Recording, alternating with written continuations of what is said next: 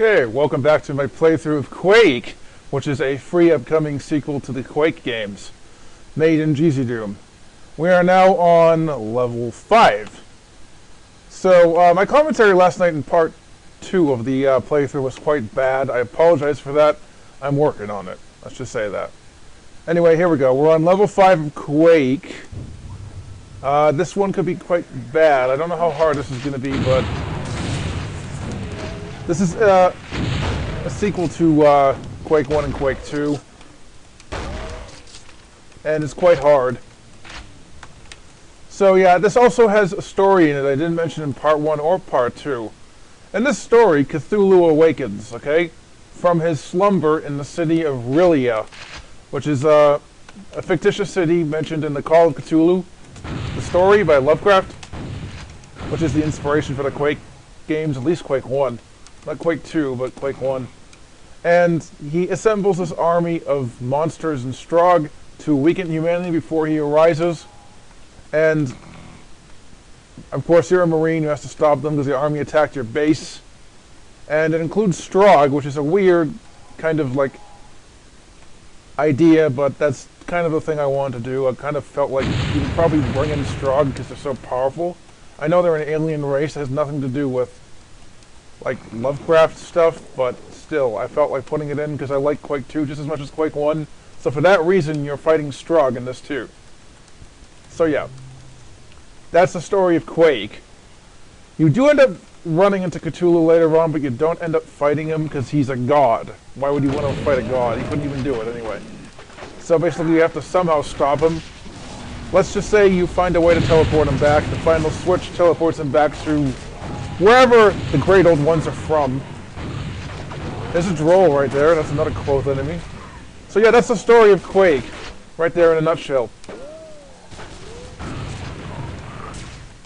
There are Quoth enemies in this from the Quoth mod for Quake 1. I imported them into Doom 2 myself.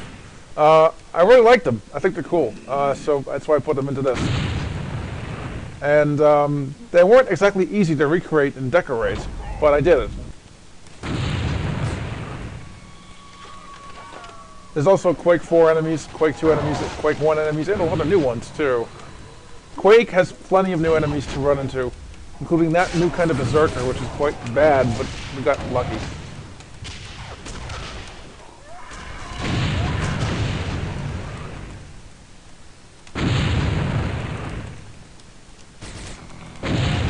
Health is quite limited in this, especially later levels. Earlier on it's a little bit easier. This is not too difficult of a level, I don't think. Oops, missed there. So yeah, we're doing level 5.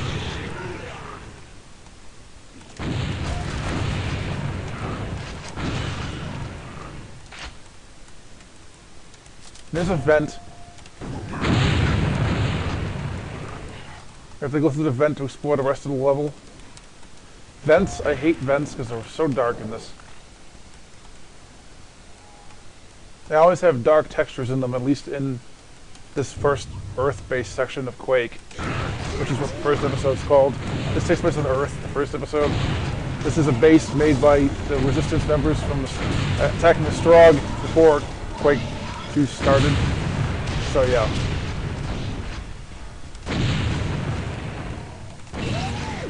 And there's a tank, our very first tank we killed. Tanks are medium in this, but there are super versions of them which are quite hard. Depends. Some of them are really easy, some of them are really tough. So tanks are sort of a medium enemy overall, but there are difficult ones. So don't be fooled by them. They can be quite bad.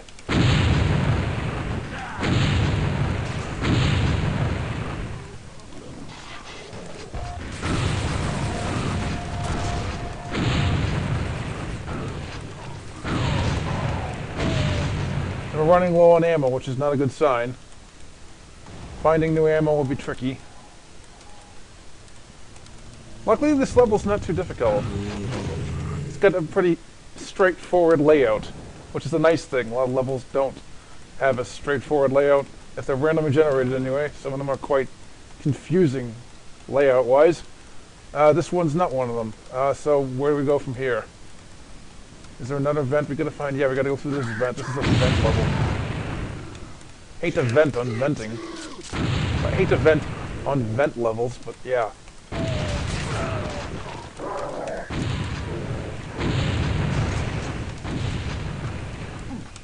Here's the Quake 2 Super Shotgun again. We're not going to use that. That has a good secondary fire, but it's a waste of ammo to use it. I'd rather use the Quake 1 Super Shotgun because of its explosive shells attack. That's actually pretty useful, but the Quake 2 Super Shotgun just wastes too much ammo. It's not even that useful to use the quad shotgun blast in it, which is a secondary fire for it, but it's still somewhat useful. So if you didn't have the Quake 1 Super Shotgun, which is very unlikely, you could probably use the Quake 2 Super Shotgun then, but it's not really recommended. No crap. We got a super soldier here. Oh, it's a super berserker. Never mind. And over here we have another gladiator. I hope it's not a beta gladiator, which they're quite bad beta gladiators, but...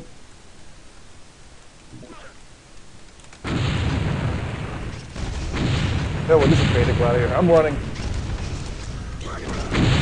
There we go. I didn't kill the beta gladiator, but I really didn't feel like killing the beta gladiator because they're hard. So we're now on level 6.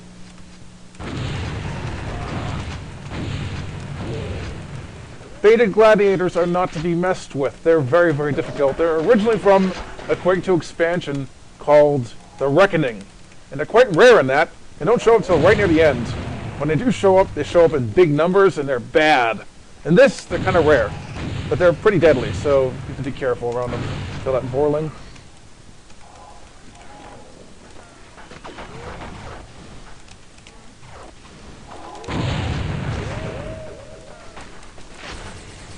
Always trying to get as much ammo as possible because ammo is quite scarce in this. Here's another Quake 2 Super Shotgun I'm not going to be using. I will pick it up to get extra ammo for it. This game doesn't have ammo problems like Serious Sam Death Encounter at least, but it does have health problems, which I prefer it to have ammo problems than health problems for a game. I don't like limited health for some reason. I'd rather have too much health than limited health.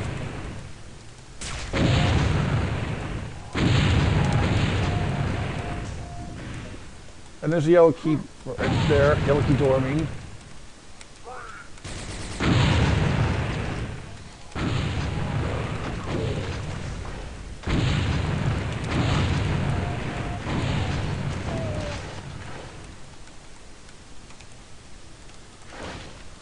And here we can get a backpack, which is basically like the Doom backpack. Doesn't really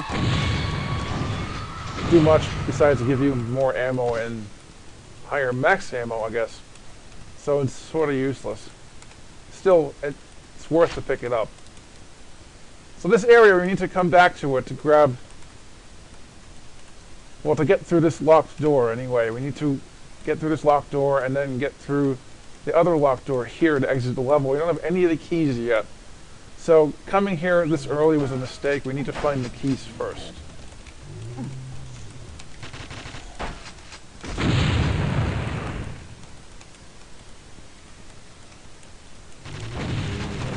This kind of enemy here is a Quake 4 enemy. I do not know what it's called. I don't know what all the Quake 4 enemies are called because I'm not a big fan of Quake 4. I barely played it. And when I played it, I didn't like it. Honestly. At all. So. Now there's a couple enemies in there. They can usually assault you from far away, so you have to be kind of careful. Especially in those little alcoves like that. There's an Icarus, or a Daedalus. I think it's just an Icarus. Okay, we got the yellow key.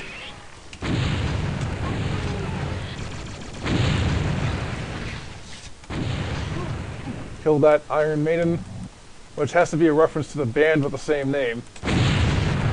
There's a brain. Brains are quite bad. You won't see me fighting brains a lot. I'm going to choose to run against them because they do a ton of damage and they're very hard to kill. They have force fields on that are very difficult to get around. It takes ages to kill them because in fact the force fields take a lot of damage before they get shut off, and then finally you can shoot them and kill them. And now we're running out of ammo, so let's go back to the nail gun. Unless we find some shotgun shells laying around here somewhere.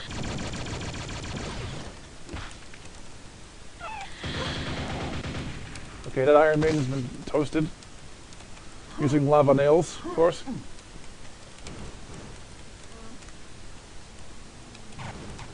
I guess Iron Maidens are kind of rare in this, but I did see a few in this level, so...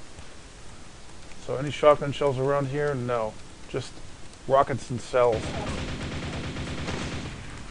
Rockets do end up being the ammo type for grenade-type weapons. Things like nail bombs, grenades, cluster grenades. This guy, I gotta use a shotgun against him. He's a Mega Enforcer, which is inspired by the Zersterer Mega Enforcers, which look a little bit different than that, but they look pretty much the same thing in this. In this game, they look just like normal Enforcers, which makes them really deadly, but they have a force field, which deflects ammo shot at them. Shotgun shells don't get deflected in the GZ Doom engine, but everything else can be, so you've got to be really careful around them and don't waste projectile weapons on them or else you will be slaughtered horribly. So yeah, armor really got ripped apart then. Now I'm running out of ammo for this. Going back to shotgun now.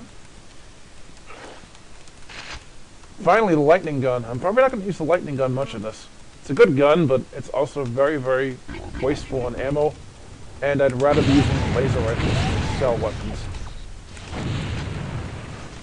They're better than the lightning gun anyway. Alright, we're running. Don't have a lot of ammo to kill these guys, I'm going to run. Makes more sense to run.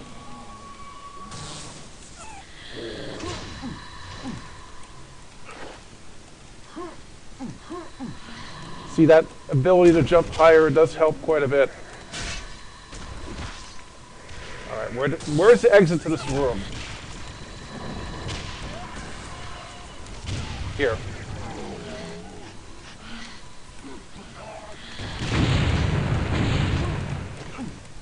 We have to use the phalanx now. We've run out of ammo for nails and shells. So phalanx is our only hope. Phalanx is kind of weak for a weapon. And still, it's a pretty good weapon. I think it's useful in situations where you don't have shell or nail ammo. It's my favorite explosive weapon in the game because it does a lot of damage. And I killed that boar in 2 hits. Here's another boar. Boars aren't too bad in this.